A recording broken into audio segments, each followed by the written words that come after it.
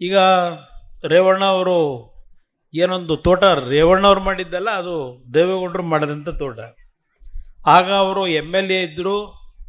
ಆಲೂಗೆಡ್ಡೆ ಹಾಕ್ಬೇಕಾದ್ರೆ ಚಡ್ಡಿ ಹಾಕ್ಕೊಂಡು ಗೋಣಿ ಚೀಲದಲ್ಲಿ ಮಲಗಿ ಗೋಣಿ ಚೀಲದ ಮೇಲೆ ಆಲೂಗೆಡ್ಡೆ ಬೆಳೀತಾ ಇದ್ದಂಥದ್ದು ನೀವು ಅವ್ರನ್ನ ಶಾಸಕರು ಮಾಡಿದ್ದಾಗ.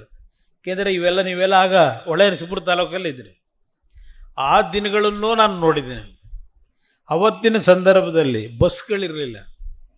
ನಾವು ಹೊಳೆನರಸೀಪುರದಿಂದ ನಡ್ಕೊಂಡು ಹೋಗ್ಬೇಕು. ಆ ಕಡೆ ಮಾವಿನಕೆರೆ ಮೇಲೆ ಹೋಗ್ಬೇಕು ಅಂದರೆ ಹೊಳೆ ದಾಟಬೇಕು. ಹೊಳೆ ದಾಟೋದು ಕಷ್ಟ. ಈ ಭಾಗದಲ್ಲಿ ಹೋಗುವ ನಾವು. ಇವತ್ತು ಎಲ್ಲ ಅಭಿವೃದ್ಧಿ ಆಗಿದೆ, ಮೂಲಭೂತ ಸೌಕರ್ಯಗಳಿದೆ. ಅವತ್ತು ಸಾಯಂಕಾಲ 6 ಗಂಟೆಗೆ ನಾವು ಪಡಲಿಪ್ಪನಲ್ಲಿ ಊಟ ಮಾಡಿ ನಿದ್ದೆ ಮಾಡ್ತಾ ಇದ್ದಂಥ ದಿನಗಳು. ವಿದ್ಯುತ್ ಶಕ್ತಿ ಇಲ್ಲ. ಆಗ ನಮ್ಮ ಸೀಮೆಣ್ಣೆ ಬುಡ್ಡಿ, ಅದು ಹಳೆ ಬಟ್ಟೆ, ಅದನ್ನು ಎಣ್ಣೆಲಜ್ಜಿ ಆ ಗ್ಲಾಸಲ್ಲಿ ಹಾಕಿ ಅಲ್ಲಿ ಸೀಮೆಣ್ಣೆ ತುಂಬಿಬಿಟ್ಟು ಬೆಂಕಿ ಹಚ್ಕೊಂಡು ಬೆಳಕು ಕಾಣುವು. ಅಂಥ ದಿನಗಳು ಇವತ್ತು ನಮ್ಮಲ್ಲಿ ನಮ್ಮ ಮಕ್ಕಳು ನೋಡೋಕ್ಕೆ ಸಾಧ್ಯ ಇಲ್ಲ. ಈಗೆಲ್ಲ ಅಭಿವೃದ್ಧಿ ಕಂಡಿದ್ದೀವಿ. ರಸ್ತೆಗಳು, ಕುಡಿಯೋ ನೀರಿನ ವ್ಯವಸ್ಥೆ. ಇವತ್ತು ಈ ಬಾಟ್ಲು ನೀರಿಟ್ಟಿದ್ದೀರಲ್ಲ, ಇದು ಕುಡಿದ್ರೂ ಗ್ಯಾರಂಟಿ ಇಲ್ಲ. ಈ ಬಾಟ್ಲಲ್ಲಿ ಇಟ್ಟಿರೋ ಮಿನರಲ್ ನೀರು ಕುಡಿದ್ರೂ ಆ ನೀರು ಒಳ್ಳೆಯದೋ ಕೆಟ್ಟದ್ದೋ ಗೊತ್ತಿಲ್ಲ ನಮಗೆ. ಹಿಂದೆ ನಾವು ಸಣ್ಣ ಹುಡುಗರಿದ್ದಾಗ ನಾವು ನೋಡಿದ್ವಿ. ನಮ್ಮ ಅಜ್ಜಿ ನಮ್ಮ ತಾಯಿ ಊರಿಗೆ ಮುತ್ಗೇರಹಳ್ಳಿ ಹೋದರೆ, ಅರದನಹಳ್ಳಿ ಹೋದರೆ ಆ ಕೆರೆಗಳಿದ್ವಲ್ಲ, ಒಂದು ಕಡೆ ದನ ತೊಳಿತಾ ಇರೋರು, ಇನ್ನೊಂದು ಕಡೆ ಬಟ್ಟೆ ಒಗೆಯೋರು ನಮ್ಮ ತಾಯಂದರು, ಇನ್ನೊಂದು ಕಡೆ ನಾವು ಅದೇ ನೀರನ್ನೇ ತಗೊಂಬಂದು ಮನೇಲಿ ಮೂಲೆಯಲ್ಲಿ ಒಂದು ದೊಡ್ಡ ಇದಿಟ್ಟು ನೀರು ತುಂಬೋಕ್ಕೆ ಕಡಾಯದಲ್ಲಿ ನೀರು ಹಾಕಬೇಕಾದ್ರೆ ನಮ್ಮ ಫಿಲ್ಟ್ರ್ ಹೆಂಗಿತ್ತು. ಈಗ ನೀವು ವಾಟರ್ ಫಿಲ್ಟ್ರ್ ನೋಡ್ತಾ ಇದ್ದೀರಿ. ಎಲ್ಲ ಊರುಗಳಲ್ಲಿ ಒಂದು ಫಿಲ್ಟ್ರ್ ಹಾಕ್ಸ್ಕೊಡಿ ಅಂತೀರಿ. ಅವತ್ತಿನ ಫಿಲ್ಟ್ರ್ ಆಗಿತ್ತಪ್ಪ ಅಂದರೆ, ನೀವು ನಮ್ಮ ಯಜಮಾನರುಗಳು ಹುಡ್ತಂಥ ಪಂಚೆ ಹಳೇದಾದ ಮೇಲೆ ಆ ಪಂಚೆ ತೆಗೆದು ಕಂಟಿಗೆ ಸುತ್ತುವು, ನೀರನ್ನ ತಗೊಂಬಂದು ಒಳೆಯಿಂದ ಆ ಕೆರೆಯಿಂದ ನೀರು ತಂದು ಅಲ್ಲೇ ಇದಕ್ಕೆ ನೀರು ಹಾಕ್ಬಿಟ್ಟು ಫಿಲ್ಟ್ರ್ ಮಾಡ್ಕೊಳ್ಳಿವು. ಆ ನೀರು ಕುಡಿದ್ರೆ ನಮಗೇನೂ ಆಯ್ತಿರಲಿಲ್ಲ. ಆಗ ಚೆನ್ನಾಗೇ ಇದ್ದು. ಈಗ ಇಂಥ ನೀರು ಕುಡಿದ್ರೂ ಹಲವಾರು ಕಾಯಿಲೆ. ಇದು ಯೋಚನೆ ಮಾಡಿ.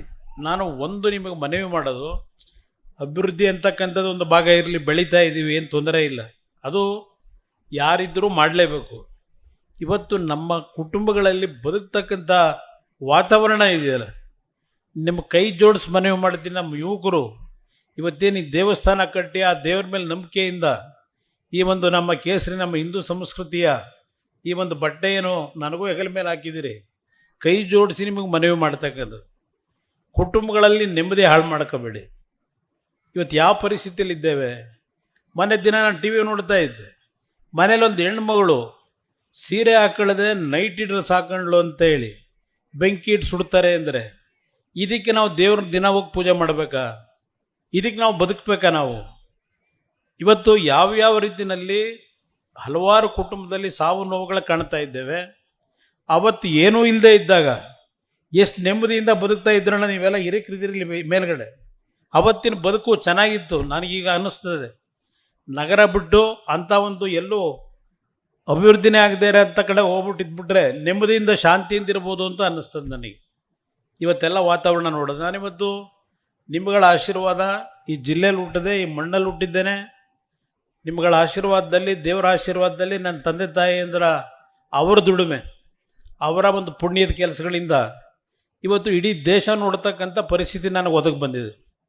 ಇವತ್ತು ಯಾವೊಂದು ಕೇಂದ್ರದಲ್ಲಿ ನರೇಂದ್ರ ಮೋದಿಯವರ ಸರ್ಕಾರದಲ್ಲಿ ನಾನು ಮಂತ್ರಿ ಇರ್ಬೋದು, ಆದರೆ ಇಡೀ ದೇಶದ ಚಿತ್ರಣ ಯಾವ ರೀತಿ ಇದೆ ಅಂತಕ್ಕಂಥದ್ದು ಕಣ್ಣಾರೆ ಕಾಣುತ್ತಾ ಇದ್ದೇನೆ. ನೀವು ಸಣ್ಣ ಆಗಬೇಕಲ್ವಾ? ಅದು ಒಂದು ಉತ್ತಮ ಆಹಾರದಿಂದ ಸಣ್ಣ ಆಗಬೇಕಲ್ವಾ? ಪ್ರತಿದಿನ ನಮ್ಮ ಜೀನಿ ಸ್ಲಿಮ್ನ ಯೂಸ್ ಮಾಡಿ ಯಾವುದೇ ಸೈಡ್ ಎಫೆಕ್ಟ್ ಇಲ್ದಂಗೆ ನೀವು ಸಣ್ಣ ಆಗ್ತೀರಾ.